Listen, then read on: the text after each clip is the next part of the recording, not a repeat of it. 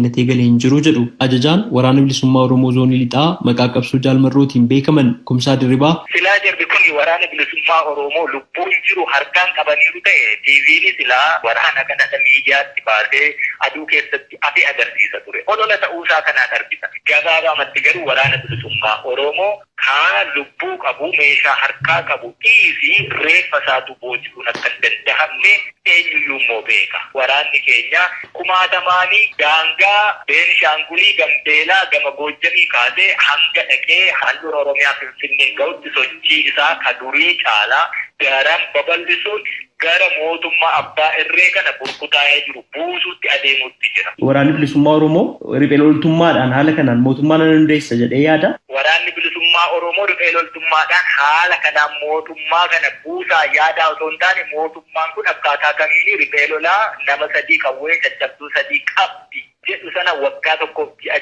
keessatti baasuu dadhabee isa jedhu mootummaa sana gaafata. Tokko gara laafummaa mootummaatii kan lolus kan lolamus bakka sanatti rakkoon gaa jirus lammiima tokkorra waan ta'eef waan kun furmaata akka argatuuf mootummaan waan dhiisuuf kan jedhan waan jiraniif jedheen. Gara laafummaa mootummoota abbaa irree impaayera Itoophiyaa kanaan bulchaa turan argiturraatii kamiilanaa hangam gara laafamee uummata isaa bal'aa kana dukkanatti gatee quunnamtii ji'a 3 irraa kutee maatii walitti deemuu dadhabee namni qawwee hidhatee falmachuuf miti Oromoo ta'ee dhalachuu fi akka bosonuu diidatti adamfamee ajjeefamaa gara laafummaan akkasii eessadha jira moo gara jabinatu Allah isaa hiikti isaa gara laafummaa jedhameetu mul'ate akkaataa kamiin gara laafummaa ta'a inni kun dadhabe jennaan ujibbaate jennaan kan kanarra caalu jechuun qabsoo akkasii gaggeessaa ka jiru. Yaada jiraattotni Oromiyaa lixaa tokko fi hayyooleen tokko mootummaa fi riphee loltootni karaa nagaan akka mari'atan waamicha dhiyeessaa turan jedhameefis hayyuun gama lachuurraa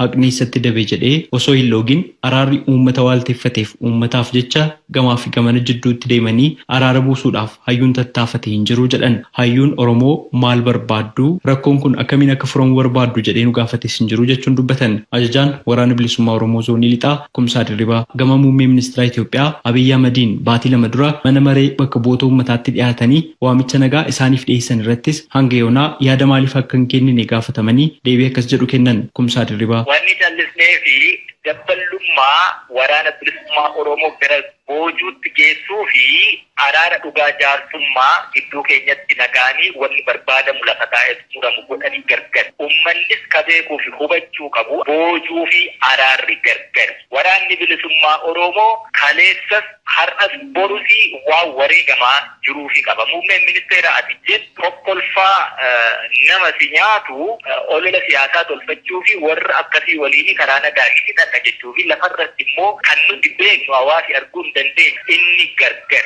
Wanni waraanni bilisummaa Oromoo deemutti jiruu fi wanni muummichi ministeera ati jedhe jettu kuni dugdaa gara wal faallessa waliin argu. Dhimma kana itoo waliin hin mari'atiin itoo walitti hin dhufin akkamiin beekuu dandeessu? Gara marii sanaatti wanti si geessu hin jiru. Jalqabaa namooti ati marii sanaaf qopheessanii amantaa irraa qabdu jiraachuu malu daandii sana qindeessaniitu gara mariitti deemta. Jaarsolii sanaa ofuma keessanii nama kanatti nuu ta'a haala kanaan mari'achuu barbaanna jettanii wixinee isaa qopheessuu dandeessu. Carraa sanaa waan qabdan natti fakkaata. Rakkoon kun waan inni fudhannee fi balbala karaa wixinee waan akkasii dhiyeessiteetiin gara mariitti deemtutu cufaadha. Karaa sana otoo hin yaaliin lakki karaan sun cufaadha jennee.